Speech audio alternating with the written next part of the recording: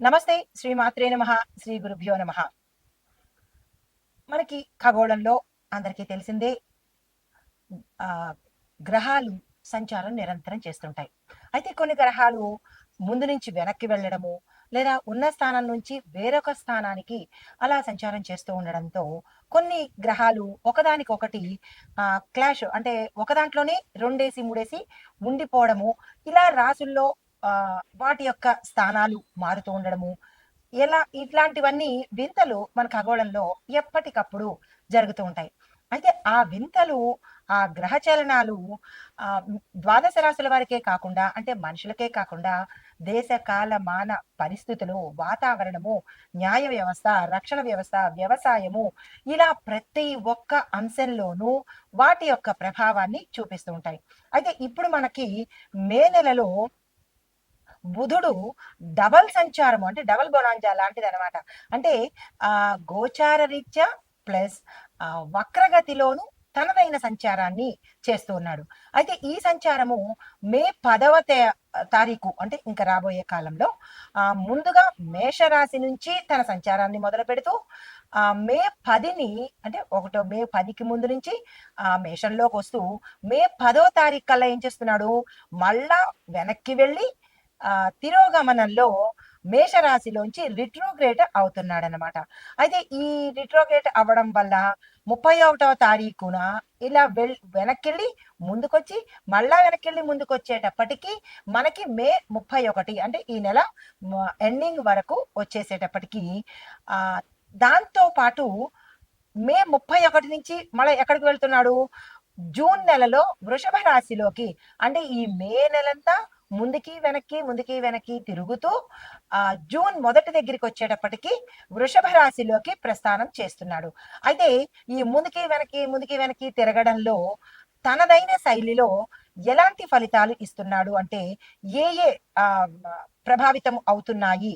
మన భారత పంచాంగం ప్రకారము బుధుడు వాణిజ్యం మీద ఎక్కువగా చూపిస్తున్నాడు. దీంతో పాటు కమ్యూనికేషను, చదువు, ట్రాన్స్పోర్టు, ఐటీ, మీడియా, డేటా, న్యాయ వ్యవస్థ, వ్యాపార లావాదేవీల మీద తనదైన బలమైన ప్రభావాన్ని చూపిస్తున్నాడు. అంటే ఈ రంగాలు చాలా effect అవ్వబోతున్నాయి. Whether it is good, మంచిగాను, లేదా అంటే చెడుగాను ప్రభావాన్ని చూపించబోతున్నాడు. అయితే కొన్నిటి మీద మంచి ప్రభావాలు, మరికొన్నిటి మీద మిశ్రమ ప్రభావాలు చూపిస్తున్నాడు. అయితే దీన్ని మనము ఏ విభాగాల వారీగా నేను మీకు అందించబోతున్నాను. ఏ ఏ విభాగానికి ఎలాంటి ప్రభావాన్ని చూపిస్తున్నాడు, దానికి మనమేం చేసుకోవాలి అనే అంశాలలో ముందుగా ఎకానమీ అనగా నెంబర్ 1 మొదటిది ఆర్థిక రంగం మీద ఎలాంటి ప్రభావం చూపిస్తున్నాడంటే స్టాక్ మార్కెట్లు వాయిలటీ అవుతుంది, అంటే ఊగిసలాడతాం, డోలాయమానంగా ఉంటూ ఉంటాయి. అంటే సరిగా ఉంటుందా ఉండదా అనిశ్చిత స్థితిలోకి ఈ స్టాక్ మార్కెట్లు వెళ్ళిపోతాయి. తర్వాత బులియన్ మార్కెట్లో వెండి బంగారంలో తేడాలు చాలా స్పష్టంగా కనిపిస్తాయి. తర్వాత కమ్యూనికేషను, ఐటీ రంగము, టెలికాం కంపెనీల్లో షేర్ల యొక్క విలువలు మారుతూ ఉంటాయి. గతంలో ఎక్కువగా ఉంటే ఇప్పుడు తగ్గడము, లేదంటే గతంలో తక్కువగా ఉంటే ఇప్పుడు పెరగడము, ఇలాంటి ఫ్లక్చుయేషన్స్, హెచ్చు తగ్గులు జరిగే అవకాశము మనకి ఈ అంశాల్లో కనబడుతోంది. అయితే ఎగుమతి దిగుమతి విషయాల్లో చూసుకున్నట్టయితే, ఎక్స్పోర్ట్ ఇంపోర్ట్ లో చూసుకున్నట్టయితే కనుక మళ్ళా ఒక్కసారి మనం వాటిని సమీక్షించుకోవాలి. మనం అంటే దేశం అనమాట. దేశ వ్యవస్థ ఒకసారి సమీక్ష చేసుకోవాలి, ఎలా ఉండబోతోంది అనేది ఆర్థిక రంగ నిపుణులు వాటిని చెక్ చేసుకోవాలి. తర్వాత బడ్జెట్ లేదా పన్నుల విషయాలలో, ఎన్నికల విషయాలలో మధ్యంతరంలో మార్పులు సంభవించే అవకాశం కూడా ఇక్కడ కనబడుతోంది. అయితే మనం ఏ రకంగా జాగ్రత్తలు తీసుకోవాలి వీటి మీద అంటే కనుక, వ్యాపారులు అంటే ఏ వ్యాపారం చేసిన వాళ్ళైనా అయోమయావస్థలో పడిపోతారు. నష్టం వస్తుందా, లాభం వస్తుందా, వాళ్ళకి ఏమిటి తెలియని పరిస్థితిలోకి వెళ్ళిపోతాడు. తర్వాత ఏదైనా లావాదేవీలు చేయాలి అంటే కనుక దానిలో పూర్తిగా లేట్లు అయిపోతాయి, అంటే జాప్యం ఎక్కువైపోతుంది. ఇవాళ అనుకున్న పని మరో వారం రోజులు కావడము, ఇలాగా ప్రతి అంశంలోనూ లేటు అనేది కనబడుతూ ఉంటుందన్నమాట. తర్వాత పెద్ద పెద్ద పెట్టుబడులు మనం కనుక తీసుకున్నట్టయితే అంటే క్రోర్స్ ఆఫ్ రూపీస్ లో కనుక పెట్టుబడులు పెట్టాలి అంటే కనుక మే మధ్య వరకు అనగా మే 15వ తారీఖు వరకు మీరు పోస్ట్ పోన్ చేసుకునే ప్రయత్నం చేయండి. ఈ ఆర్థికానికి సంబంధించిన లేదంటే వ్యాపారస్తులు కానీ పెట్టుబడుల జోలికి అంత త్వరగా వెళ్ళకండి. 15వ తారీఖు వరకు టైం తీసుకోండి, వాయిదా వేసుకోమని చెప్పదగిన ప్రత్యేకమైన సూచన. అయితే మీరు ప్రత్యేకంగా వ్యాపారులు ఏం పరిహారం తీసుకోవాలి అంటే కనుక బుధగ్రహానికి సాధ్యమైనంత దానాలు కానీ, శాంతి పూజలు కానీ, హోమాలు కానీ, జపాలు కానీ చేయించుకున్నట్టయితే కొంత ప్రభావము తగ్గుముఖం పట్టే అవకాశం ఉంది. తర్వాత దానంగా ప్రతి వ్యాపారి, అన్ని రాసుల్లో ఉన్న వ్యాపారస్తులు, ఇది ఓవరాల్ గా చెప్పేది, రాశి వైజ్ గా చెప్పేది కాదు కాబట్టి ఈ ప్రతి రాశిలో ఉన్న వ్యాపారస్తుడు ఆ దానాలు ఇచ్చుకోవడం ప్రయత్నం చేయండి. అయితే ఇవ్వడం మాకు ఇష్టం ఉండదు, మేము ఎంతసేపు పుచ్చుకోవడమే అని అనుకుంటే కనుక బుధుడు ఇచ్చేది కూడా మీరు పుచ్చుకోక తప్పదు. కాబట్టి ఆ దానాలు ఇచ్చేవి అనేవి తప్పనిసరిగా చేసుకోండి మీ యథాశక్తి. అయితే తరువాత న్యాయ వ్యవస్థని చూసినట్టయితే అంటే జ్యుడిషియరీ లీగల్ రిఫార్మ్స్ కనుక చూస్తే వాదనలు తీర్పుల యొక్క ప్రకటనలు చాలా ఆలస్యం అవుతాయి. అంటే ఎక్కువగా టైం తీసుకునేటట్టుగా, పోస్ట్ పోన్ అయ్యేటట్టుగాను, ఎక్కువ వాయిదాలు పడేటట్టుగాను, తీర్పు కూడా లేట్ అయ్యేటట్టుగా ప్రభావం గోచరిస్తోంది. అయితే కొన్ని కేసుల మీద మళ్ళా తిరిగి తిరిగి దాన్ని ఓపెన్ చేయడము, మళ్ళా పునర్విమర్శ చేసుకోవడము, మళ్ళా దాన్ని తిరిగి ఆలోచన చేసుకోవడము, ఇలాంటివి జరిగే అవకాశాలు కనబడుతున్నాయి. అయితే ఎక్కువగా బహుళ అభిప్రాయాలు అంటే ఎక్కువ మంది అభిప్రాయాలు ఉండడం వల్ల తీర్పులో స్పష్టత, క్లారిటీ మిస్ అవుతాము. అంటే ప్రతి ఒక్కళ్ళు చెప్పేవాళ్ళే ఇలా చేస్తే బాగుంటుంది, అలా చేస్తే బాగుంటుంది. అయితే ఈ న్యాయ వ్యవస్థ దగ్గరికి వచ్చేటప్పటికి కొన్ని కొన్ని కేసులు మళ్ళా తిరిగి పునర్విచారణ చేయవలసిన పరిస్థితి ఏర్పడుతుంది. దీంతో పాటుగా బహుళ అభిప్రాయాలు అంటే ఒక్కొక్కళ్ళు ఒక్కొక్క అభిప్రాయం చెప్పడము, ఒక్కొక్క తీర్పు ఇవ్వడం వల్ల ఏమవుతుందంటే తీర్పుల్లో క్లారిటీ మిస్ అవుతోంది. దానివల్ల స్పష్టమైన తీర్పులు ప్రజలకి అందుబాటులో లేనట్టుగా కనబడుతుంది. దీనికి పరిహారం ఏం చేయాలి అంటే కనుక ప్రభుత్వం తరపు నుంచి కోర్టు సంబంధిత కేసులకు తగిన పర్యవేక్షణ పెట్టడం కానీ, లేదంటే దానికి సంబంధించిన నియామకాలు ఏర్పాటు చేసి ఒక క్లారిటీకి వచ్చేటట్టుగాను, ప్రజల్లో కన్ఫ్యూజన్ లేకుండా చేసేటట్టు చేసుకోవాలి. తర్వాత వాతావరణ పరిస్థితులు చూసుకున్నట్టయితే వెదర్ అండ్ న్యాచురల్ ఫోర్సెస్ కనుక చూస్తే దీని యొక్క ఫలితాలు ఎలా ఉంటున్నాయంటే క్లైమేట్ చేంజెస్, డిబేట్ అంటే ఏం లేదు, క్లైమేట్ ఒక్కొక్కసారి హార్ష్ గాను, ఒక్కొక్కసారి స్లో గాను, ఒక్కొక్కసారి విపరీతమైన ఎండలు, ఒక్కొక్కసారి విపరీతమైన గాలులు, ఇలాగా ఏది మనకి కాన్స్టెంట్ గా తెలియని పరిస్థితి, ఏ క్షణాన ఎలాంటి వాతావరణం ఉంటుందో అనేటటువంటిది తెలియని పరిస్థితి. అయితే మే నెలాఖరుకు మాత్రము ఊహించినటువంటి వర్షాలు, సునామీలు, ఈదురుగాలులు, విపరీతమైన ఫోర్సుతో కూడినటువంటి ఈదురుగాలులు వచ్చే అవకాశము మే నెలాఖరులోకి వచ్చే అవకాశం ఉంది. అయితే దీనికి తగ్గ మన జాగ్రత్తలు ఏం తీసుకోవాలి అంటే కనుక ట్రాన్స్పోర్ట్ డిపార్ట్మెంట్ వాళ్ళు ఎప్పటికప్పుడు వాళ్ళ ఎలక్ట్రిక్ పోల్స్ ని కానీ, వాళ్ళ తాలూకా ఎక్స్చేంజ్లు కానీ జాగ్రత్తగా పర్యవేక్షించుకోవాలి. కమ్యూనికేషన్ వ్యవస్థలో ఉండే వాళ్ళు కొన్ని అంటే జాగ్రత్తలు తీసుకొని అంటే అంతరాయం కలగనటువంటి జాగ్రత్తలు తప్పనిసరిగా ఈ సమయంలో ముందుగా తెలుస్తోంది కాబట్టి జాగ్రత్తలు తీసుకోండి. తర్వాత రక్షణ విభాగము, డిఫెన్స్ అండ్ ఇంటర్నల్ సెక్యూరిటీ, ఈ విభాగంలో బుధుడి యొక్క ఫలితాలు ఎలా ఉంటున్నాయంటే ఇంటెలిజెన్స్ మరియు కమ్యూనికేషన్ వ్యవస్థల్లో మనకి విపరీతమైన మార్పు చేర్పులు జరిగే అవకాశం ప్రస్ఫుటంగా కనబడుతోంది. అయితే సైబర్ బహిరంగ ప్రయోగాలు, డిజిటల్ దాడులు కూడా జరిగే అవకాశాలు కూడా కనబడుతోంది.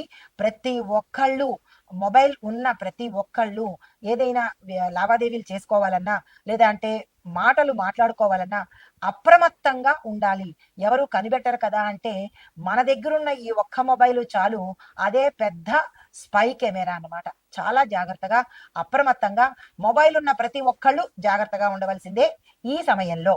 తర్వాత సరిహద్దుల మీద సమాచారము సమన్వయం పెరిగే అవకాశం ఉంది. అంటే ఎప్పటికప్పుడు ప్రజలకు బోర్డర్స్ లో ఏం జరుగుతోంది, ఎలా ఉంటుంది అనేది మనకి తెలిసే విధంగా ఉండబోతోంది.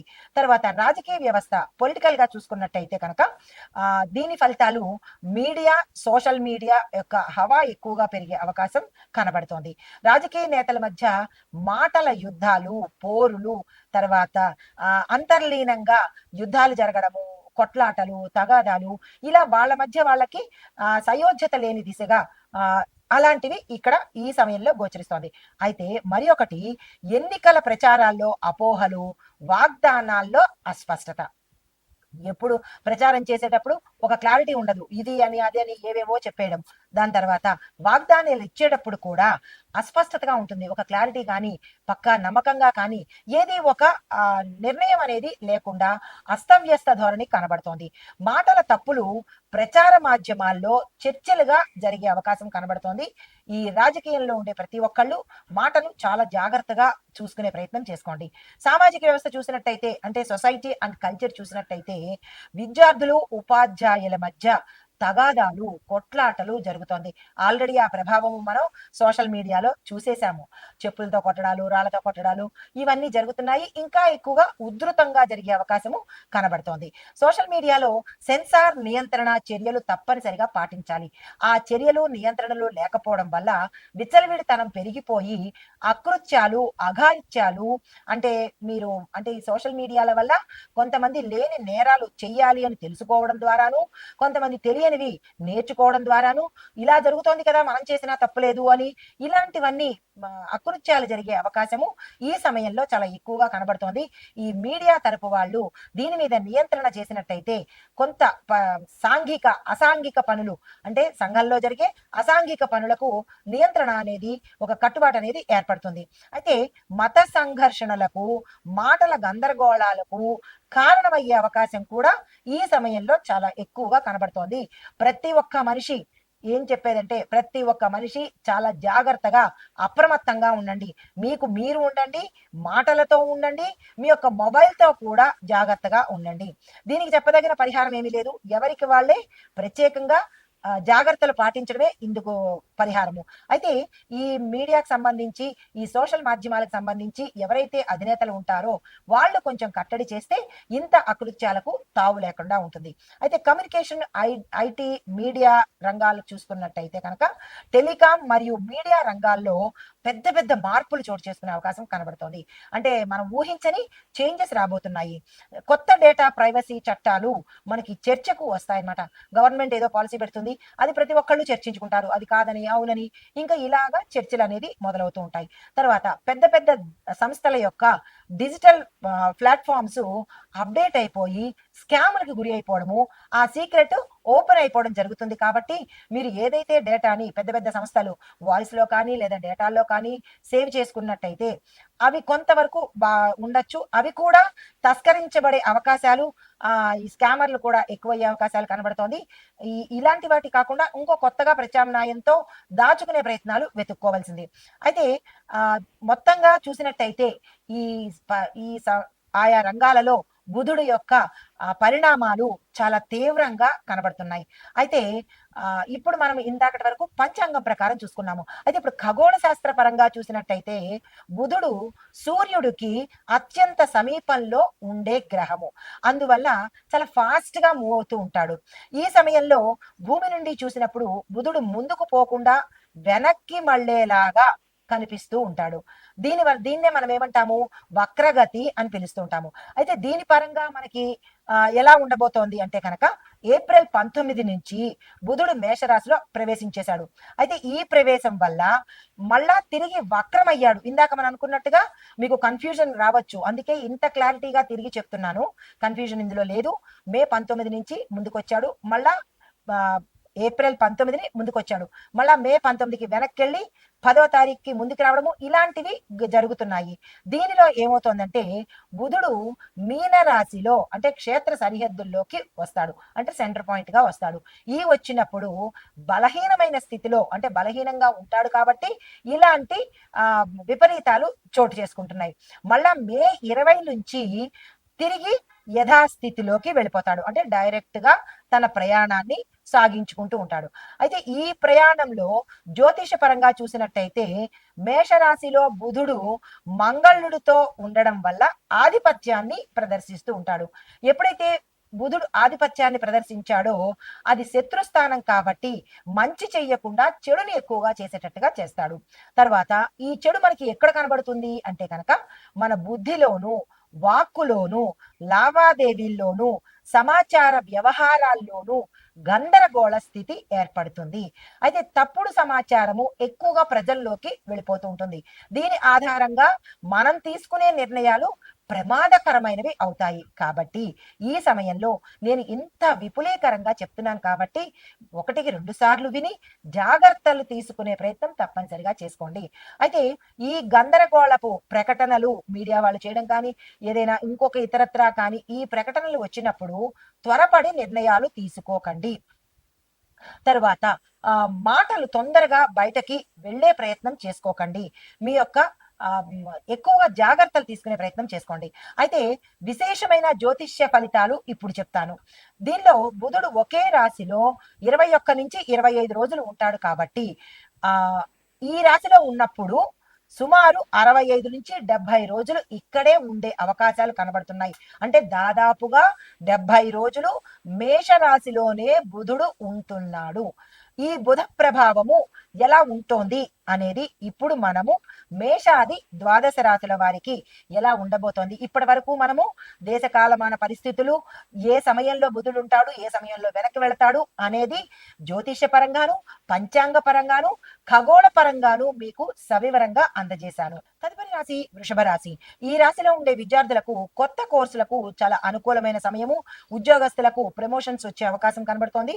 ఉద్యోగంలో మార్పులు కలిగే అవకాశం కూడా సూచన ప్రాయంగా ఇక్కడ కనిపిస్తోంది. అయితే వ్యాపారస్తులకు చూసుకున్నట్టయితే కనుక ఫైనాన్షియల్ ప్లానింగ్ చేసుకున్న వారికి ఫైనాన్స్ కి సంబంధించినటువంటి ఎక్కువగా లాభాలు వచ్చే అవకాశం ఉంది. ఆ దిశగా ప్రయత్నాలు చేసుకోండి. వ్యవసాయదారులకు చూసుకున్నట్టయితే ఇది పెట్టుబడులకు విశేషమైన సమయము. చాలా ఎక్కువగా కలిసి వచ్చే సమయము. దీన్ని దృష్టిలోకి తీసుకుని పెట్టుబడులు పెట్టడానికి ప్రయత్నాలు చేసుకోండి. ఆరోగ్యపరంగా చూసుకున్నట్టయితే తలకు సంబంధించి కళ్లకు సంబంధించినటువంటి సమస్యలు తల ఎత్తే అవకాశం కనబడుతోంది. వచ్చే అవకాశం కూడా కనబడుతోంది. దానికి తగిన జాగ్రత్తలు తప్పనిసరిగా తీసుకోండి. అయితే కుటుంబ పరంగా చూసుకున్నట్టయితే సత్సంబంధాలు మెరుగుపడతాయి. శుభకార్యాలు చేస్తారు. కొత్త వ్యక్తులు అంటే కొత్త బంధాలు ఇళ్లలోకి వచ్చే అవకాశం, అంటే వివాహాలు జరగడం కానీ లేదా అంటే కొత్త బంధువులు ఏర్పడే అవకాశము గోచరిస్తోంది. ఐటీ రంగంగా చూసినట్టయితే కనుక డేటా అనలిటిక్స్ వాళ్ళకి, కంప్యూటింగ్ రంగాలలో ఉన్న వాళ్లకు విశేషమైన వృద్ధి గోచరిస్తోంది. హస్తకళలకు చూసుకున్నట్టయితే టెక్స్టైల్ డిజైనింగ్ విభాగంలో పనిచేసే వాళ్లకు, క్రియేటివిటీ ఆర్ట్ విభాగంలో అంటే ఎక్కువగా ఆర్ట్ డిజైన్స్ అవి వేసే వాళ్లకు చాలా చక్కగా ఉండబోతోంది. కాంట్రాక్ట్ దారులకు చూసుకున్నట్టయితే కొత్త కాంట్రాక్టులు ప్రభుత్వ రంగం నుంచి కావచ్చు, ప్రైవేట్ రంగం నుంచి కావచ్చు, కొత్త కాంట్రాక్టులు కనుక మీరు యాక్సెప్ట్ చేసినట్టయితే లాంగ్ టర్మ్ లో ఉండే కాంట్రాక్టులు మీరు తీసుకునే ప్రయత్నం చేసినట్టయితే విశేషమైన లాభాలు పొందుతారు. తర్వాత రాజకీయ రంగంలో చూసినట్టయితే కనుక ప్రజలతో చక్కటి కమ్యూనికేషన్ పెట్టుకోండి.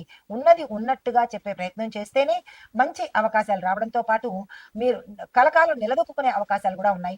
ఫాల్స్ ప్రామిసెస్ కానీ, మాట తప్పడాలు కానీ ఇలాంటివి ఏమైనా చేస్తే కొంచెం ఇబ్బందికరమైన వాతావరణం గోచరిస్తోంది. తర్వాత మీకు చెప్పదగిన మంత్రము ఓం బుం బుధాయ నమః. ఈ మంత్రాన్ని ప్రతిరోజు 9 సార్లు చదువుకునే ప్రయత్నం చేయండి. పరిహారంగా గోవుకి సంబంధించినటువంటి దానాలు కానీ, ఆహారం పెట్టడానికి కానీ, లేదా గోవుకు సంబంధించిన గ్రాసం ఇవ్వడానికి కానీ ఇది సమయము. ఆ ప్రయత్నం చేసుకోండి. దీనితో పాటు ఆకుపచ్చ వస్త్రాలు కానీ లేదా పప్పు ధాన్యాలు కానీ దానంగా ఇచ్చినట్టయితే కొంత ఫలితాన్ని పొందే అవకాశం కనబడుతోంది. ఇవి గోచార రీత్యా చెప్పదగిన ఫలితాలు, పరిహారాలు, సూచనలు.